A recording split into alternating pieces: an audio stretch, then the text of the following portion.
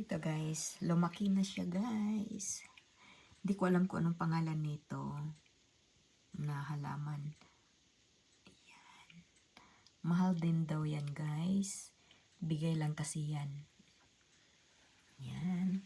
Tapos nilagyan ko siya ng rose. Yellow ang kulay nitong rose guys.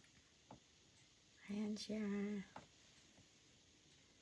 Tapos andito pa rin yung mga ano ko. Poinsettia. Yung bigay to siya guys. Nag-ano na siya. Tawag ito. Ayan siya. Pula at saka yung yellow. Light yellow or white. Ayan. Yan na lang natira niya guys. Hopefully mag-survive siya kasi nilagay ko siya doon sa ano guys. Doon talaga sa sala. Hindi ko nilagay dito sa malapit ng bintana or friend's door. Ayan siya guys.